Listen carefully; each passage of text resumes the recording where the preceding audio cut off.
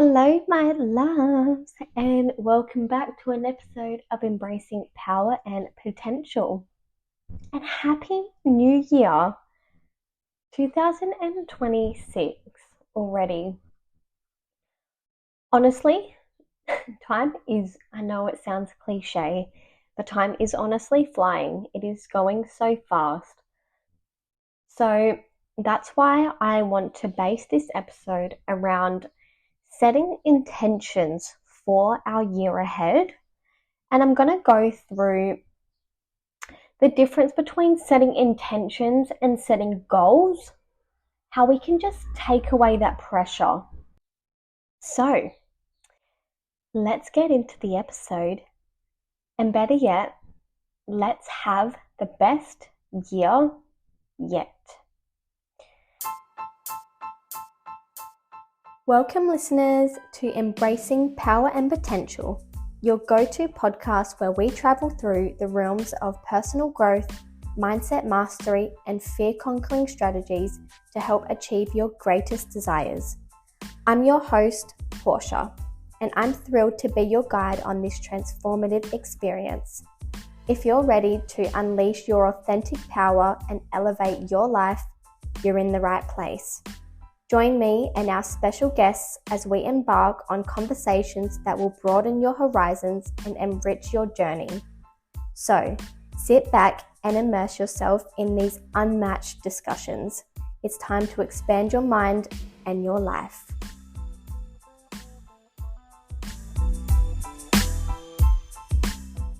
So, I know that you've heard the saying, new year, new me. But that doesn't necessarily mean the new year is going to magically change you.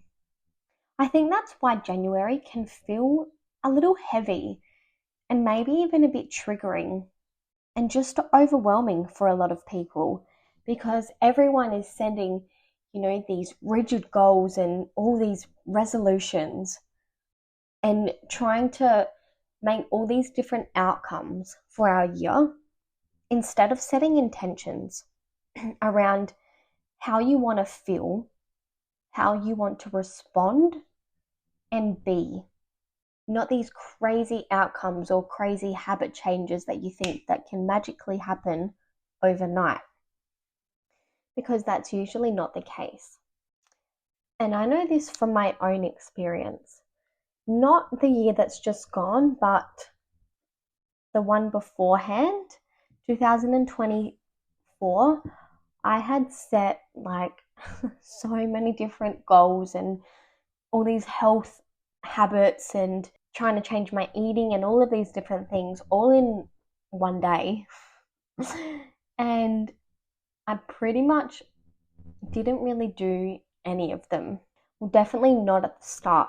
And I actually felt messier because I was feeling anxious and burnt out from trying to make so many changes all at once, because that's just not sustainable. And if you have read, I'm actually going to link it in the show notes, the book Atomic Habits by James Clear. It goes through how when you are trying to change too many different things at once, nothing will end up changing because you will just go back to your autopilot natural habits that you already have. So it's better to try and change one thing at a time. However, I like to set intentions for my year because, as I said, goals are outcome focused and it creates pressure and urgency and self-judgment when I'm thinking I must achieve this or I failed. It feels very rigid. And of course, it's good to set goals for yourself. I still set goals, for the podcast and, for example, having X amount of guests on for the year. And it's good to have different things to work towards, but intentions is identity and energy based. It helps you to guide decisions without forcing them. And you can live your intentions daily, even on your bad days. For an example, the difference between setting goals and setting intentions to take the pressure away. For example, if you want to set a goal, I want to make $10,000 every month. I'm going to be making 10K months. That's your goal. Of course, that's going to create a little bit of pressure. It's going to motivate you to work harder. So that's why having goals is great. However, if you don't hit that mark, you will feel as if you failed. Whereas setting the intention instead, for example, I move with self-trust and I am calm around money. That is very aligned, and it actually changes the energy around money, and it's actually creating more of a safe space for it to come in instead of feeling like resisting and feeling in lack if you're not reaching your goal.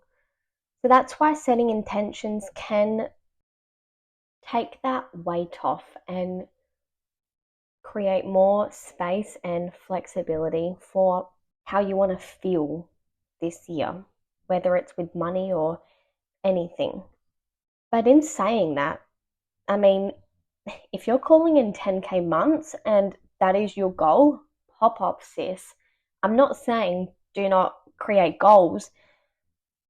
I'm just here as a little reminder to be gentle with yourself and work in alignment with the version of you right now instead of creating goals from your ego. So, what I also have done to start my year is, and I like to do this, I did this the last previous years, is I chose a word for my year. Now I'm going to guide you through how you can choose yours. This is just an overall sort of, theme or a word to describe how you want your year to feel like. So step 1 is go into reflection. Ask yourself questions like, what drained me last year? What felt expansive? Where did I abandon myself? And what did I crave but resist? Step 2, we're going to do a nervous system check. So by asking yourself these questions, this really checks in with your nervous system and your inner world. Do I need more softness or more structure? Do I need more courage or more rest? More boundaries or more openness? And the last step is to let the word find you. It doesn't have to come to you straight away. You don't choose the word that looks the most impressive. Choose the honest one. The one that you already know is there. You just have to let your intuition be loud. You can do this by sitting in a quiet space. Maybe just writing a list of all the different words that come to your mind and then choosing the one that lands the most, the one that you're drawn to. So I'm going to list a few examples of words here just to give you a little idea, and then I'm going to share what mine is for this year.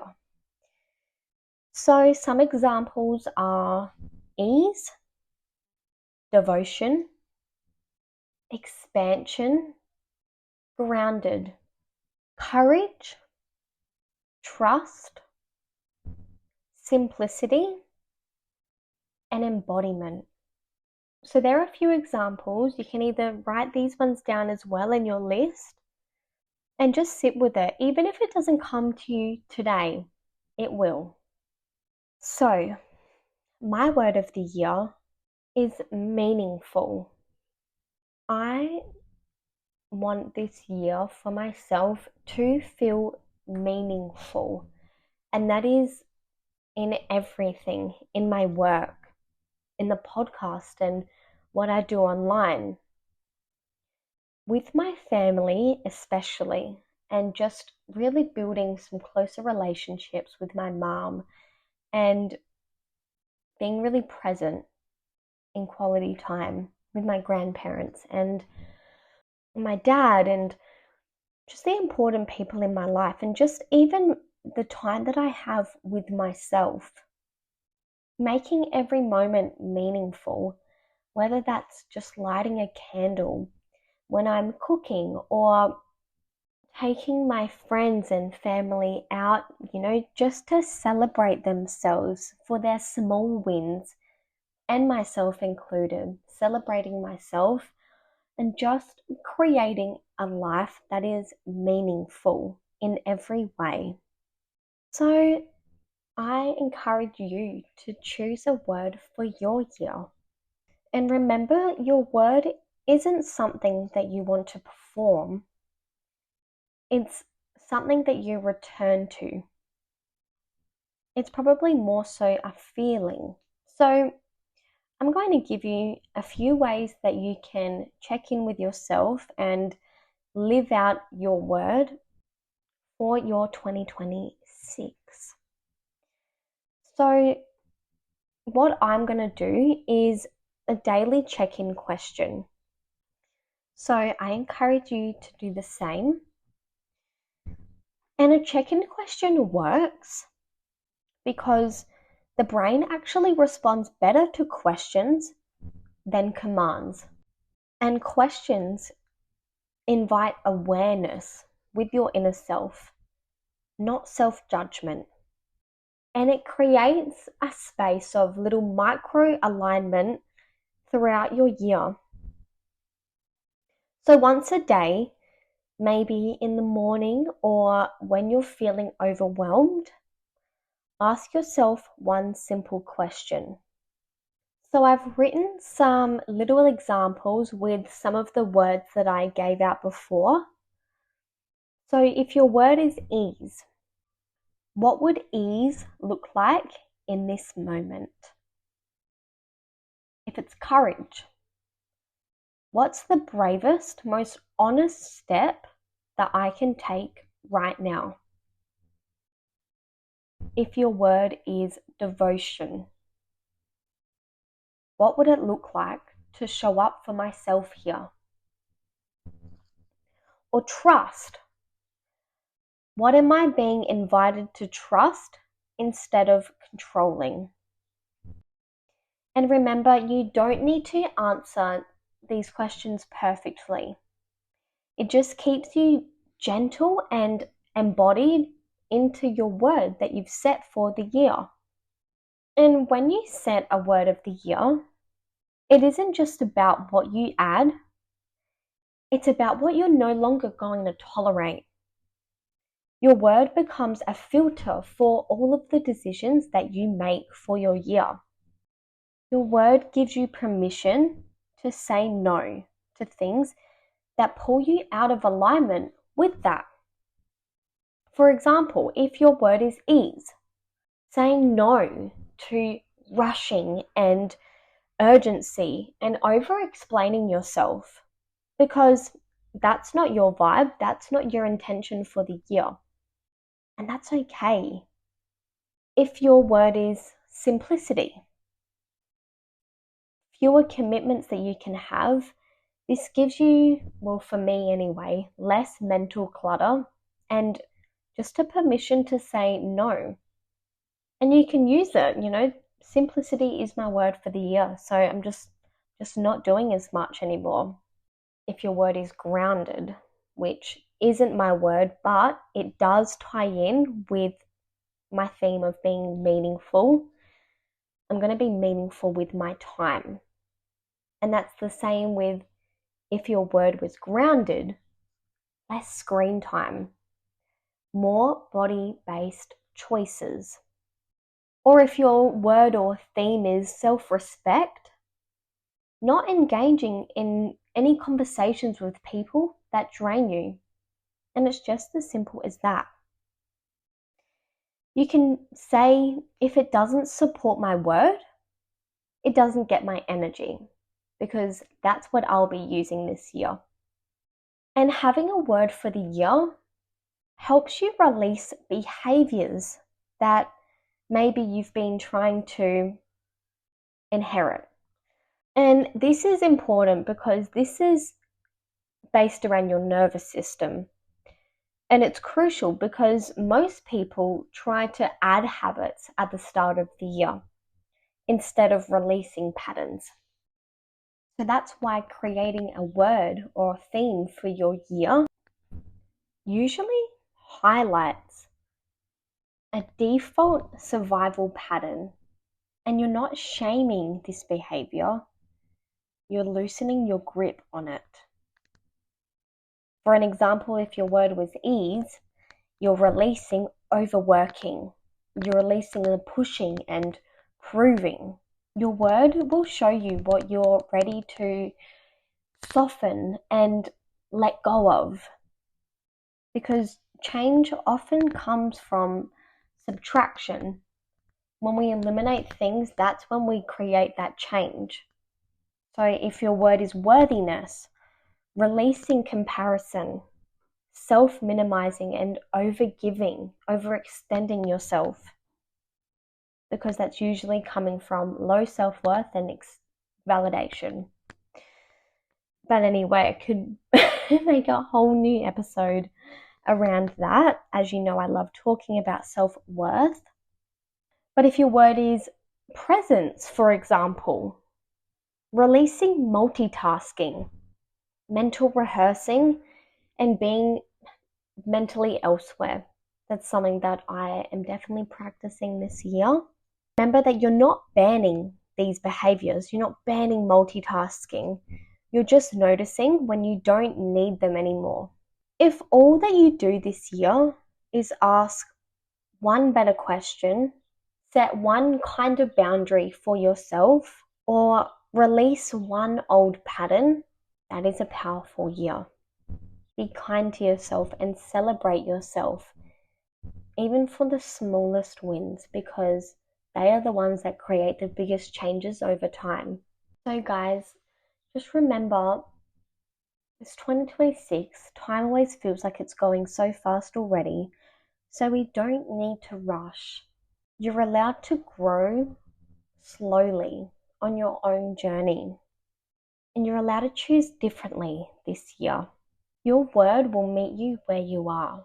So maybe sit quietly with yourself after this episode, or journal around how you want your year to feel, and maybe you may have a word that will come up for you. But I hope this episode can just take a little load off and heaviness off if this January does feel like that.